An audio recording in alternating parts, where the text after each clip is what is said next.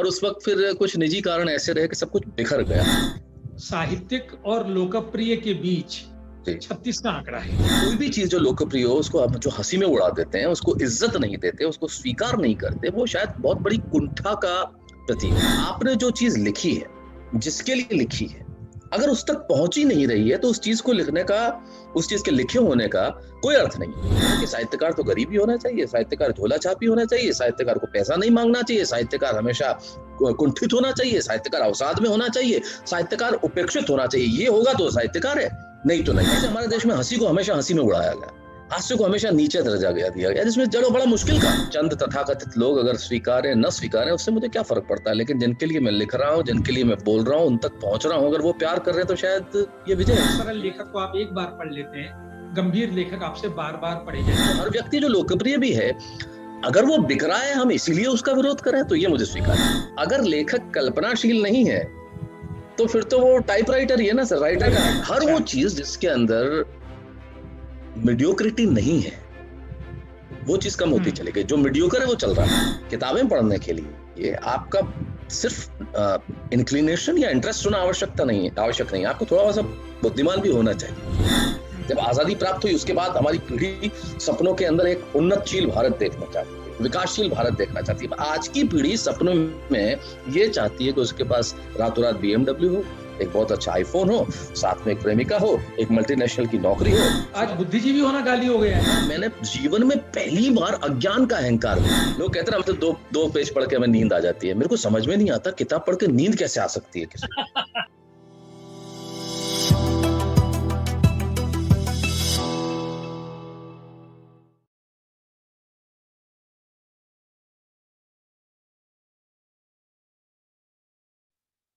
क्रेडेंट TV के इस बेहद लोकप्रिय कार्यक्रम डियर साहित्यकार में आप सबका हार्दिक स्वागत। हमारे आज के जो मेहमान हैं उनका लंबा चौड़ा परिचय देने की मुझे कोई जरूरत नहीं है, केवल उनका नाम ले लूंगा तो उनके बारे में जितना मैं जानता हूं उससे ज्यादा चीजों को आप याद कर लेंगे। लेकिन फिर भी परिचय देने की एक रस्म भी होती है, तो मैं सोच रहा था इनका परिचय क्या दूं। मैंने विकिपीडिया टटोला और विकिपीडिया पर यह पाया कि हमारे आज के मेहमान एक भारतीय अभिनेता, कवि, हास्यकार, मंच संचालक और लेखक हैं। मैं आगे बढ़ूं उससे पहले इनका नाम आपको बता दूं। हमारे आज के मेहमान हैं श्री शैलेश लोढ़ा। शैलेश जी, इस कार्यक्रम में आपका हार्दिक स्वागत। सर मेरी एक बस थोड़ी सी आपसे गुजारिश है, मैं बहुत बहुत धन्यवाद, लेकिन आपके मुंह से शैलेश जी सुनना बहुत अटपटा लग रहा है और बहुत अजीब लग रहा है। मैं कल से सोच रहा था कि मैं आपको संबोधित कैसे करूं, लेकिन मुझे आपका आप कहना भी बहुत खल रहा है। ये तो बड़ा तो आप मुझे बचपन से जानते हैं और उस उम्र से जहां से आपने बात शुरू की है, शैलेश, आपकी इस यात्रा का मैं शुरू से ही साक्षी रहा हूँ। बाल कवि शैलेश लोढ़ा से जो यात्रा शुरू हुई थी वो आज भारतीय टेलीविजन के सर्वाधिक लोकप्रिय सितारों में से एक तक पहुंची है और ये यात्रा अभी जारी है। आपको और बहुत सारी ऊंचाइयों को छूना है। मैं इस यात्रा को याद कर रहा हूँ तो मुझे अनायास आपकी वो बहुत लोकप्रिय, खूब पढ़ी गई, खूब बिकी किताब याद आ रही है, गेट सेट गो। उस किताब का हिंदी अनुवाद जो हुआ था उसका शीर्षक था कामयाबी कैसे। और मुझे लगता है कि आपने न केवल किताब लिखी, अपने जीवन के माध्यम से भी बता दिया कि कामयाबी कैसे। सर एक संशोधन इसमें इतना सा है जो बहुत ईमानदारी से मैं इसे स्वीकार करना चाहूंगा। गेट सेट गो में डॉक्टर स्वाति लोढ़ा जो मेरी पत्नी है वो बहुत उदार होके उन्होंने उस किताब पे मेरा नाम साथ में जरूर दिया, लेकिन उस किताब के लिखने में जो मेरा योगदान है शायद 1-2% से ज्यादा नहीं होगा। ये पूर्णतः किताब उनकी है। और लेकिन उन्होंने मुझे ये फायदा उठाने दिया, इस चीज का लाभ उठाने दिया कि उन्होंने कहा कि चलिए आपका नाम भी लिख लेते हैं इसके ऊपर, गेट सेट गो। हिंदी अनुवाद में जरूर मेरी थोड़ी बहुत भूमिका रही होगी, लेकिन उससे ज्यादा मेरी कोई भूमिका नहीं है, पूर्णतः उनकी किताब है। और जहां तक कामयाबी, कैसे जीवन में कामयाबी प्राप्त करने की बात है, मुझे नहीं लगता कि मैं एक तो परिश्रम शब्द को और ये जो संघर्ष शब्द जो ओवर यूज लगता है मुझे, मैं कभी ऐसा नहीं कहता कि कुछ संघर्ष किया या इसलिए यहाँ तक पहुंचे या कामयाबी कैसे मिली। मुझे लगता है कि एक राह बनती चली गई, मैं उस पर चलता चला गया, बस एक बहुत बहुत सीधा सा इसका सत्य यही है। तो यही मैं ये पूछूं आपको जरा टोक कर कि जब बाल कवि शैलेश लोढ़ा कविताएं लिखते थे, मंच पर सुनाते थे, और उसके बाद गवर्नमेंट कॉलेज सिरोही के विद्यार्थी हुए, और उसके बाद कुछ अलग अलग तरह की नौकरियां की, वो सब करते हुए आपके मन में अपने भविष्य को लेकर क्या योजनाएं थी? ये सर, इसका थोड़ा सा विस्तार में जवाब दूं तो दीजिए दीजिए, अच्छा लगेगा हम लोगों को। जी सर, क्या है, मैं कई बार मुझे लोग कहते हैं कि कविता का शौक कैसे पैदा हुआ, जैसे शौक कैसे पैदा हुआ। मुझे लगता है ये एक ईश्वर प्रदत्त है, जिसको कहते हैं खुदादाद सलाहियत जो होती है। मैं थोड़ा सा इसमें अपने आप को मतलब कहूंगा कि लकी किड मानता हूँ, ब्लेस्ड किड मानता हूँ कि ईश्वर ने मुझे थोड़ा सा समझ दे के भेजा था। तो बहुत जब छोटा था, जिस उम्र के अंदर हम लिखना शुरू करते हैं, उसी उम्र में तुकबंदी शुरू कर दी थी थोड़ी बहुत। सिरोही जब हम आए पिताजी, और ये मेरा, मैं इसे ईश्वर का आशीर्वाद और भाग्य ही कहूंगा कि सितंबर 1980-81 की बात थी। मैं बहुत छोटा बच्चा, और कविताएं उस वक्त लिखी थी 9 सितंबर के दिन, खूब सारी कविताएं एक साथ, क्योंकि बीमार जब हुआ था तो वो मम्मी पापा जो रजिस्टर छोड़ जाते थे पेन पास में, और पढ़ता खूब था, क्योंकि आसपास सिर्फ मैगजीन्स और किताबें मेरे मित्र थी, और माँ को पढ़ने की आदत थी, तो घर में बहुत किताबें होती, खूब पढ़ता रहता था। तो मैंने उस दिन तुकबंदी की लिखी, आए सुनाई, तो उन्हें बड़ा अच्छा लगा कि भाई ये तो तुमने ठीक किया है। अब उन्होंने क्या किया, 30 सितंबर का दिन था, सिरोही के पास एक कस्बा सुमेरपुर, जहाँ स्वयं प्रकाश जी भी रहे हैं आपके मित्र लंबे समय तक। तो उस सुमेरपुर में कवि सम्मेलन था, अखिल भारतीय कवि सम्मेलन, 25,000 लोगों की भीड़, मैं छोटा सा बच्चा, और पिताजी मुझे ले गए वहां, कहते तुमने लिखा है तो क्या दिक्कत है, सुनाओ। उसी महीने में मैं गया, और बहुत बड़ा कार्यक्रम, बहुत बड़ा कार्यक्रम। उस जमाने में 25-30 हजार लोग बहुत बड़ी बात होती थी। जब छोटा बच्चा अगर कच्ची उम्र में कोई ठीक ठाक बात कर ले तो लोगों को अच्छा भी लगता है। तो वो कविता पढ़ी, और पढ़ी, और वो जो तालियों की गूंज कानों में गूंजी, और इस कदर वो जो मोहब्बत, प्यार, स्नेह, खुलूस, वो सब एक साथ देखा, तो मुझे लगा कि शायद ये यही चाहिए मुझे, मेरे कानों को शायद यही चाहिए। तो भविष्य में क्या करूंगा, क्या बनूंगा, कैसे करूंगा, किस तरह करूंगा, ये तय नहीं था, लेकिन इच्छा बहुत थी कि हाँ जाना जाऊं।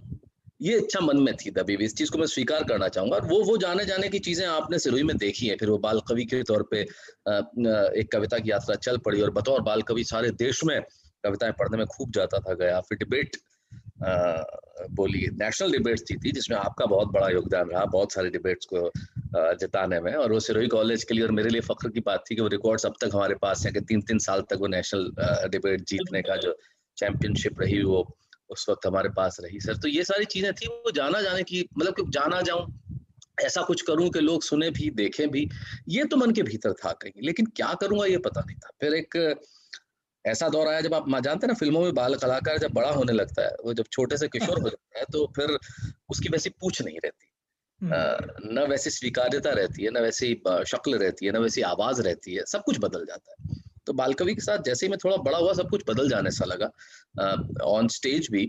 और उस वक्त फिर कुछ निजी कारण ऐसे रहे कि सब कुछ बिखर गया। और जब सब कुछ बिखर गया, और मुझे जो भी नौकरी मिली वो करनी पड़ी, और इन तमाम नौकरियों को करते हुए जिंदगी चलती रही। एक तरह से पृष्ठभूमि में चली गई थी कविता। अच्छा शैलेश, मैं टोक रहा हूँ, जी, आपका जो एक कविता संग्रह आया था, तो मत पढ़ो मेरी कविताएं, जी जी सर, वो मूलतः 1988 में आने वाला था। 88 में जी, 88 में आने वाला था। और ये उसी वक्त की बात है कि 88 में मेरी माँ का एक बहुत सीरियस एक्सीडेंट हुआ, और ईश्वर की कृपा से वो बच गई, लेकिन वो इतना सीरियस था कि वो 1.5-2 साल तक बिस्तर में रही, और उसकी वजह से वो आज तक जो है वो एक उनकी पाँव जो है उनका छोटा रह गया, वो विकलांग हो गई उस एक्सीडेंट में। और उस वक्त जब मैंने मेरे पिता को देखा कि स्थिति कैसी है, माँ अस्पताल में है, ये है, मैं एनएसडी में जाने का मेरा था, जेएनयू हिंदी लिटरेचर में करना चाहता था, ये सब तमाम चीजें उस वक्त थी जो चल रही थी, और जो मैं करने की पंक्ति में था। लेकिन मुझे लगा कि अब शायद ये करना आवश्यक नहीं है। तो किताब जो 1988 में आने वाली थी वो भी पीछे रह गई। और एक वॉक इन इंटरव्यू एक अखबार में मैंने देखा, एक कंपनी थी सिस्टोपिक, एक फार्मास्यूटिकल कंपनी। मैंने कहा मुझे ये कर, मैं तो चला गया सीधा नौकरी कर ली। मैंने कहा इस वक्त जरूरत सिर्फ इस चीज की है कि मैं ये करूं और किसी चीज की जरूरत नहीं है। तो 88 से लेके 94-95 तक जो है वो दौर चलता रहा। मैं सब कुछ भूल गया। फिर अचानक शायद तो मत पढ़ो मेरी कविताओं को मेरी याद आई होगी कि मैं ये व्यक्ति क्या कर रहा है। और फिर अंततः 1995 में वो संकलन आया, तो मत पढ़ो मेरी कविताएं नाम से। और 95 के बाद फिर से आप जैसे कह ना, अगर मैं फिल्मी अंदाज में कहूँ कि मैं रीलॉन्च हुआ हिंदी कवि सम्मेलन के मंच पे, और जिस तरह से जनता ने और शुभचिंतकों ने और श्रोताओं ने हाथों हाथ लिया, वो मेरे लिए बहुत सुखद था। और उसके बाद तो आपको सब पता ही है।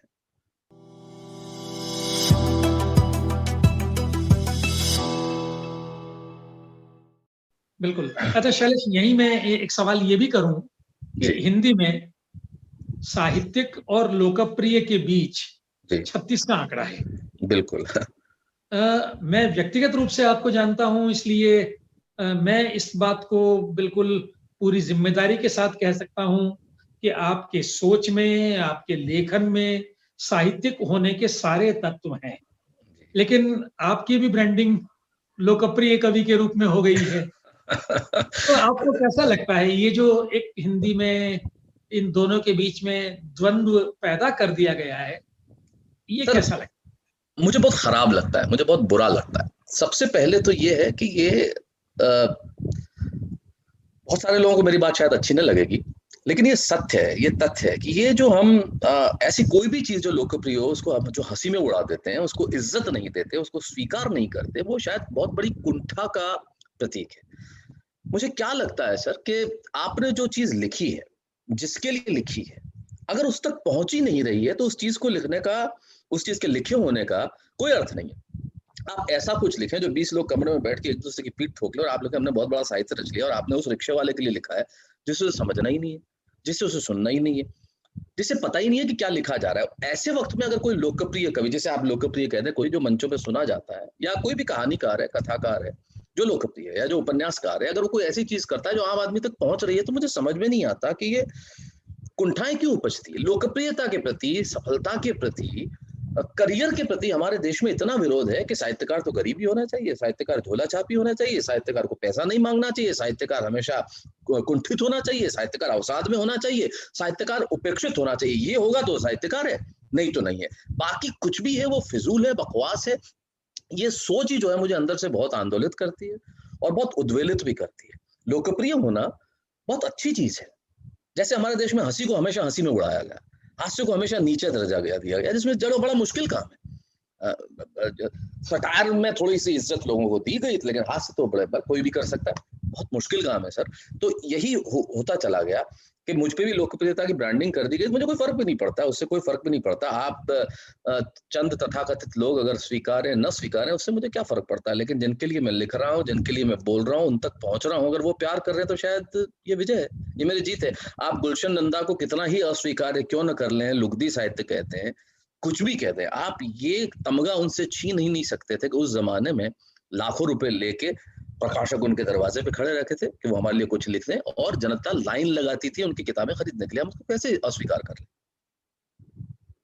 नहीं शैलेश, ये तो ठीक है। हम बात आपकी कविताओं की कर रहे थे हम, और वहां से पहुंच गए गुलशन नंदा तक। मुझे लगता है गुलशन नंदा वगैरह जो भी उन्होंने लिखा, चाहे उस जमाने के गुलशन नंदा हो या आज के चेतन भगत हो, उन्हें बहुत लोग पढ़ते हैं, इसमें कोई दो राय नहीं, मैं भी पढ़ता हूँ। लेकिन कभी एक टिप्पणी मैंने पढ़ी थी और वो मुझे हमेशा याद रहती है कि गुलशन नंदा को, या इस तरह के जो सरल लिखने वाले लोग हैं, मैं उसको और कोई शब्द नहीं दूंगा, उनको पढ़कर आप एक तरफ रख देते हैं, कहा तो ये गया तो फेंक देते हैं, लेकिन मैं कह रहा हूँ एक तरफ रख देते हैं। जो सरल लेखक हैं और जो गंभीर लेखक हैं, तो उनमें एक बड़ा अंतर ये होता है कि सरल लेखक को आप एक बार पढ़ लेते हैं, गंभीर लेखक आपसे बार बार पढ़े जाने की अपेक्षा करता है। और शायद पाठक का भी ग्रेजुएशन होता है। एक पाठक जब गुलशन नंदा शुरू करता है और वो ऊपर चढ़ता चढ़ता कभी प्रेमचंद या अजय प्रसाद द्विवेदी या अमृतलाल नागर या उदय प्रकाश तक पहुंचता है। बहरहाल ये एक अलग मुद्दा हो जाएगा, नहीं? नहीं, ये आपकी बात से मैं बिल्कुल सहमत हूं सर, लेकिन उसमें एक मेरा सोच ये है, मैं गलत भी हो सकता हूं, कि बहुत आपने बड़ा एक प्रसिद्ध वाक्य सुना होगा कि कठिन लिखना बहुत सरल है, लेकिन सरल लिखना थोड़ा सा कठिन है। बहुत कठिन है, बिल्कुल। बहुत कठिन है। और सरल लिख तक आप लोगों तक पहुंचने में 100 पृष्ठों की भी पुस्तक पढ़े और उसमें एक वाक्य भी अगर आप गांठ बांध लेते हैं, लेखक की भी सफलता है और पाठक की भी सफलता है। बिल्कुल। हाँ, क्योंकि आपका ठीक है सर, अब क्योंकि मुझे ऐसा लग रहा था, तो ये मेरे लिए जो है मैं इनको 2 खाँचों में कभी बाँटता ही नहीं सर, कि ये गंभीर लेखन है नहीं, ये अच्छी बात है। मैं भी इसी और ये तरह से गंभीर लेखन नहीं। किताब है, पढ़ना है। मैंने कभी ये सोच के नहीं पढ़ा कि मैं किसे पढ़ रहा हूँ। ये पास में पढ़ी है, चेहरे उन्होंने जो लिखी थी, वो पढ़ रहा था। या जब मैं रविंद्र कालिया जी के संस्मरण कुछ दिनों पहले कॉमरेड मोनालिसा मैं पढ़ रहा मेरे था। को भी रिकमेंड की थी आपने। जी। तो मुझे देखिए उतना ही मजा उसमें आ रहा था जिस वक्त मैं सुरेंद्र मोहन पाठक जी की आत्मकथा पढ़ रहा था। बिल्कुल। अगर आप इन दोनों को तुलनात्मक रूप से देखें तो बहुत सारे मित्र हमारे कहेंगे कि भाई इन दो की तुलना ही नहीं हो सकती, इन पुस्तकों की तो की नहीं जा सकती। लेकिन लेखन मुझे लगता है कि जो मुझे पढ़ने में मुझे दोनों में आनंद आ रहा था। मैं इनको इन ब्रैकेट्स में बांटता ही नहीं कि ये गंभीर है या गंभीर नहीं है। और कई बार ऐसा भी होता है सर कि लोग अपने आप ही कुछ जो है वो बना लेते हैं, अपना व्यू पॉइंट बना लेते हैं। ये तो लोकप्रिय कवि अभिनेता है, इनको गंभीरता के बारे में पता क्या होगा, ये पढ़ते ही क्या होंगे। लेकिन शायद ये शायद हमारे समाज की बहुत बड़ी विडंबना है। ये बहुत बड़ी हम लोगों विडंबना ने है इस तरह से लोगों को खांचों में बांट दिया है। और अगर कोई लोकप्रिय क्षेत्र में है या सफल है, तो हम जो तथाकथित गंभीरता वाले लोग हैं, उन्हें बिल्कुल खारिज कर देते हैं। उन्हें स्वीकार नहीं करते। हमारे देश में सर अमिताभ बच्चन सबसे ज्यादा सफल अभिनेता कौन है? लेकिन बहुत सारे आलोचक ऐसे भी है जो कहते हैं कि नहीं अभिनय में तो उनसे बेहतर वो है जो 8 फिल्मों में काम करते हैं। मतलब कहने के लिए कुछ भी कहा जा सकता है इस देश में, कुछ भी कहा जा सकता है। लेकिन शायद उन्हें पता ही नहीं होगा कि एवरेज या औसत रूप से मेरे पास हर रोज 2 किताबें तो कम से कम आती ही है और मैं महीने की 60 नहीं तो 25-30 किताबें तो पढ़ ही लेता हूँ शायद। अब ये मुझे कोई बताने या जताने की आवश्यकता नहीं है, ये मेरी मानसिक खुराक है जिसे मैं प्राप्त करता हूँ, जिसे मैं पढ़ता हूँ। तो हर व्यक्ति जो लोकप्रिय भी है वो जानता समझता बूझता सब है, लेकिन अगर वो बिक रहा है हम इसीलिए उसका विरोध करें तो ये मुझे स्वीकार्य नहीं।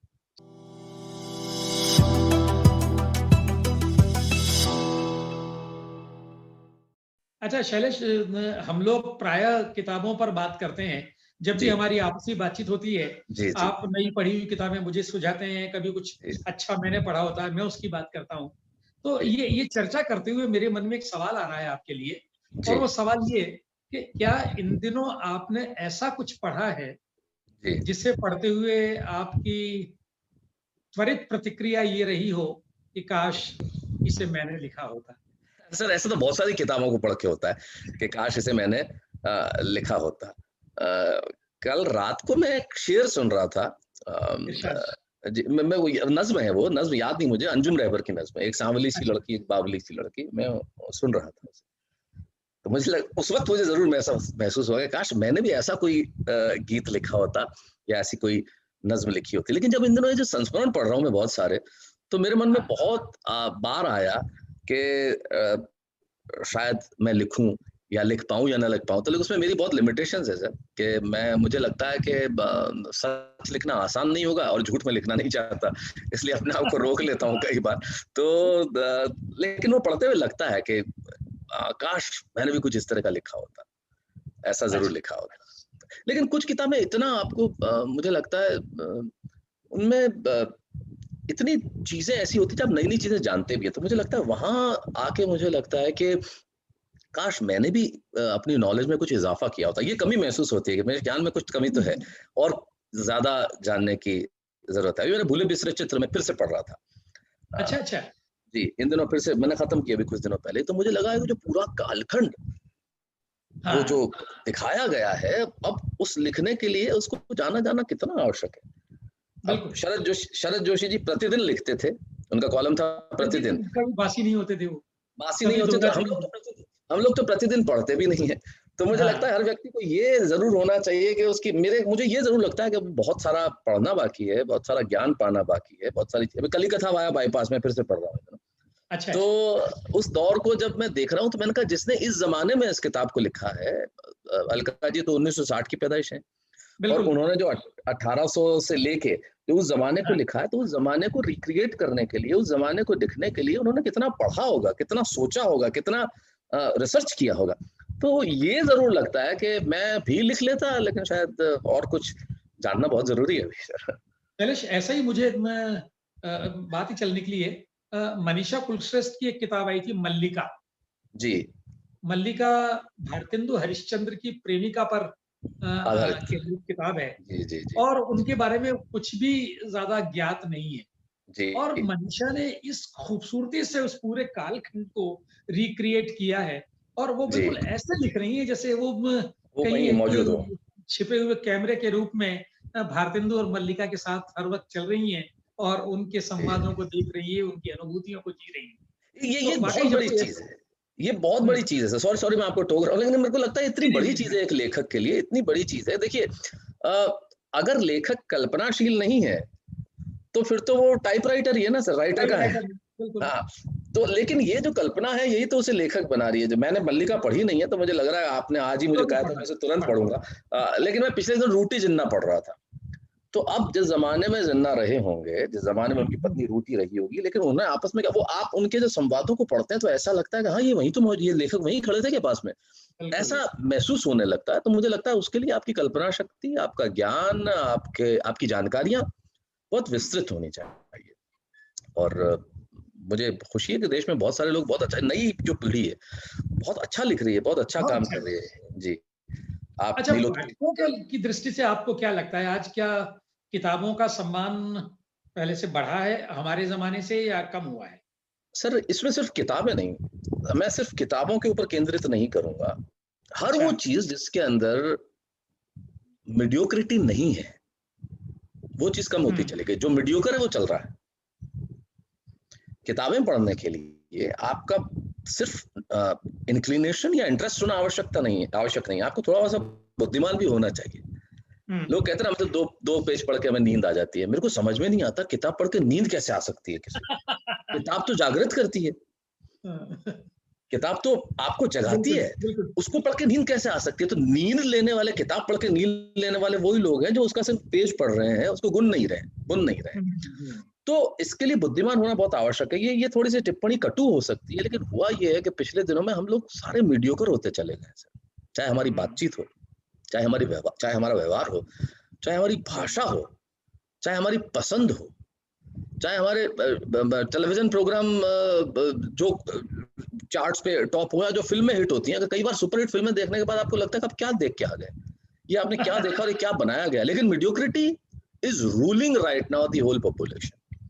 तो जब ये मीडियोक्रिटी रूल करेगी सर, तब सिर्फ किताबें नहीं। ये किस काल में नहीं हुआ, ये तो हमेशा रहा है सर। आप अपना सिरोही का काल को याद करो सर। आप उस जमाने में जब आप थे, आप हिंदी का जो आपका साहित्य का जो डिपार्टमेंट था, जिसमें आप थे, रमाकांत शर्मा जी थे, सोनलाल पटनी जी थे, मोहन कृष्ण बोरा थे, प्रोफेसर माधव हाड़ा थे, इतने सारे लोग थे, पढ़ाने वाले बहुत अच्छे लोग थे। लेकिन मेरे जैसे बहुत सारे लोग जो हिंदी के विद्यार्थी नहीं थे, वो भी तो आपके पास बहुत सारे आते ही थे उस जमाने में। मैं ही नहीं, बहुत सारे लोग आते थे, बातचीत करते थे, चर्चा करते थे। उस जमाने में कितने साहित्यिक सम्मेलन होते थे, कहानियों पे, कविताओं पे बातें होती थी। और आप आज के दौर को देखें, आप उन कॉलेजेस में जाके देखें, या उन सब जगह जाके देखें कि वो संख्या क्यों इस कदर कम हो गई, क्यों अब लोग उस पर बातचीत नहीं करते। ये मीडियोक्रिटी ये विचारणीय बात है, इस पर सोचा जाना चाहिए। जी, ये क्यों ऐसा हो गया हुआ? क्योंकि देखो, हर आदमी को सर रातों रात हुआ ये कि युवा पीढ़ी जो पहले स्वप्न में, कुछ साल पहले इस देश की आजादी के पहले युवा पीढ़ी स्वप्न में इस देश की आजादी देखती थी, अपना स्वराज देखती थी।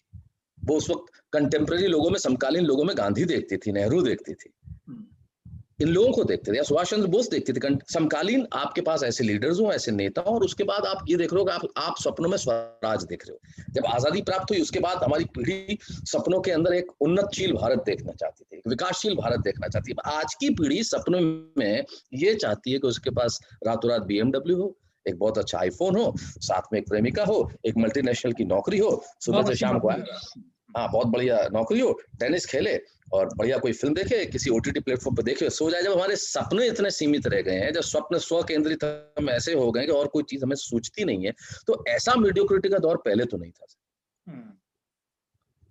ये मुझे आज महसूस होता है।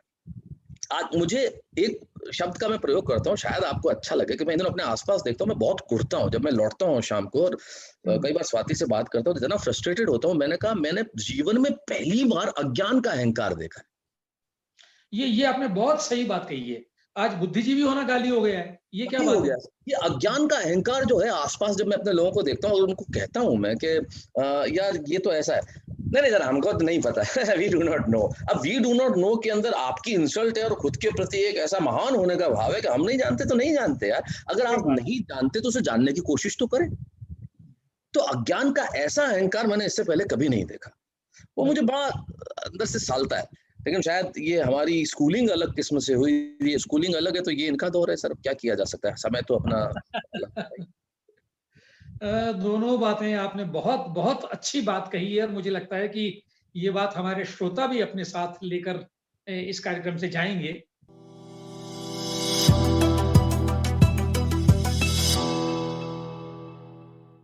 कार्यक्रम का समय पूरा हो रहा है, लेकिन क्या मैं ये गुस्ताखी करूं कि आपसे कहूं कि एक छोटी सी कविता सुना दें हमारे श्रोताओं को? आप आदेश करें सर। तो आदेश कर रहा हूं।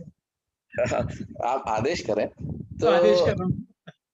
अच्छा, मैं आपको एक बिल्कुल जो लेटेस्ट पिछले दिनों मैंने लिखा 3-4 रोज पहले, एकदम याद आ गया मुझे। क्या बात है? ये जो लोग, जो नई पीढ़ी है, बहुत बहुत सफल भी है, बहुत इंटेलिजेंट भी है, सब बढ़िया है, लेकिन जब हम जैसे लोगों को देखते हैं तो क्या विचार उपजते हैं। हम जैसे लोगों को देखते हैं तब उनके मन में नहीं, हम बता रहे हैं कि हम क्या है। तो ये बहुत अभिधा की बात है, इसमें कोई अभिधा में लिखा है छोटा सा, ये बिल्कुल नहीं है, पहली बार। अरे वाह, ये इस क्रेडिट टीवी का और इस कार्यक्रम का सौभाग्य है। नहीं सर, ये आप मुझसे बातचीत कर रहे हैं इसलिए मुझे बड़ी खुशी हो रही है कि मैं ये पढ़ दूं। बिल्कुल बिल्कुल। हाँ, हम थोड़े पुराने हैं। हाँ, हम थोड़े पुराने हैं, आज भी हम इंसान को इंसान मानते हैं। हाँ, हम थोड़े पुराने हैं, आज भी हम इंसान को इंसान मानते हैं। हम स्वार्थ वाले रिश्ते कहाँ जानते हैं? आज भी हम इंसान को इंसान मानते हैं, हम स्वार्थ वाले रिश्ते कहाँ जानते हैं? दुनिया की इस दौड़ में नहीं है, हम जैसे लोग किसी होड़ में नहीं है, इसीलिए रुकने के कई बहाने हैं। हाँ, हम थोड़े से पुराने हैं। हम कहाँ अपने दिल की कहते हैं, इसलिए हर सितम सहते हैं। हम कहाँ अपने दिल की कहते हैं, इसलिए हर सितम सहते हैं। सब जानकर भी लब चुप रहते हैं, टूटे हैं इसीलिए चुपचाप बहते हैं। पता है एक दिन सब डूब जाने हैं। हाँ, हम थोड़े पुराने हैं। हाँ, हम लता जी को सुनकर रोते हैं। हाँ, हम लता जी को सुनकर रोते हैं। सच्चे लोग ऐसे ही होते हैं, जो गम समेट कर जग को हंसाते हैं, जो ख्वाब में भी किसी को नहीं रुलाते हैं। चालाक नहीं है पर थोड़े सयाने हैं। हाँ, हम थोड़े पुराने हैं। हाँ, हम थोड़े पुराने हैं। हम तो कायल हैं मरासिम निभाने के, हम तो कायल हैं मरासिम निभाने के, माहिर हैं अपनी ही हंसी उड़वाने के। हम इस दुनिया के काबिल नहीं हैं, इसीलिए जीतने वालों में शामिल नहीं है। हम इस दुनिया के काबिल नहीं है, इसीलिए जीतने वालों में शामिल नहीं है, क्योंकि जो जानते हैं जीतने वाले भी कभी ना कभी हार जाने हैं। हाँ, हम थोड़े पुराने हैं। हाँ, हम थोड़े पुराने हैं। थोड़ा थोड़ा डरते हैं, खुद का ही नुकसान करते हैं, न चाहकर भी मुस्कुराते हैं। चल पड़े तो कहाँ लौट कर आते हैं। थोड़ा थोड़ा डरते हैं, खुद का ही नुकसान करते हैं, न चाहकर भी मुस्कुराते हैं। चल पड़े तो कहाँ लौट कर आते हैं। हमने देखे कई जमाने हैं। हाँ, हम थोड़े पुराने हैं। नए पंछी जो सुबह कहीं शाम कहीं और होते हैं, हर क्षण जिनके लिए नए दौर होते हैं। नए पंछी जो सुबह कहीं शाम कहीं और होते हैं, हर क्षण जिनके लिए नए दौर होते हैं। उनकी निगाह में हम वियर्ड हैं, स्टूपिड हैं, बिल्कुल ही पागल हैं, धुएं के एक बादल हैं। वो क्या जाने कि हमें आसमां से मरने तक दोस्ती के वादे निभाने हैं। कहते रहिए कि हम थोड़े पुराने हैं। हाँ, हम थोड़े पुराने। वाह वाह।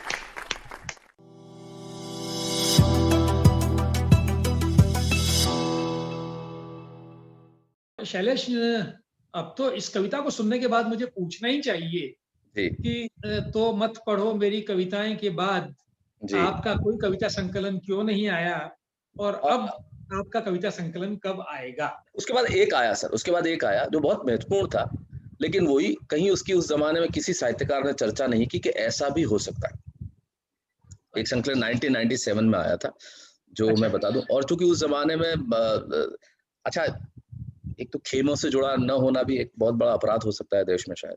तो मैं कोई बहुत खेमों से जुड़ा नहीं था, जो साहित्यिक खेमे हैं उनसे तो पता भी नहीं। उस जमाने में डॉक्टर स्वाति लोढ़ा, जो मेरी पत्नी और मैं, हम लोगों की एक किताब आई जो उस जमाने के लिए एक बड़ी जमाने से आगे की किताब थी, एक बात तेरी एक बात मेरी। बिल्कुल, वो उसकी एक मुझे जानकारी है। जी, वो एक कविता संकलन था और उसमें सबसे बड़ी खास बात ये थी कि 2 लोग विभिन्न विषयों पे लिखे, जीवन एक ही विषय जीवन, लेकिन जीवन के विभिन्न रंग। हर कविता का शीर्षक एक था, समान शीर्षक से लिखी गई कविताएं। एक पृष्ठ पे स्वाति का जो फिलोसॉफिकल दार्शनिक अंदाज है जीवन के प्रति, और एक तरफ मेरा जो थोड़ा सा सटायरिकल, थोड़ा सा विधा वाला जो तरीका है वो। तो उन दोनों कविताओं का समान शीर्षक से 30-40 कविताओं का संकलन था वो, एक बात तेरी एक बात मेरी, जो उस जमाने में बड़ा कमाल का था। 97 की बात है ये सर। और उसके बाद क्यों नहीं आए, उसका एकमात्र कारण मेरा आलस्य है सर। या व्यस्तता? मैं ऐसा आलस्य कहूंगा सर, व्यस्तता नहीं कहूंगा। इसको स्वीकार कर लेना मेरे को कोई बहुत बड़ा आलस्य है कि इसलिए नहीं आई।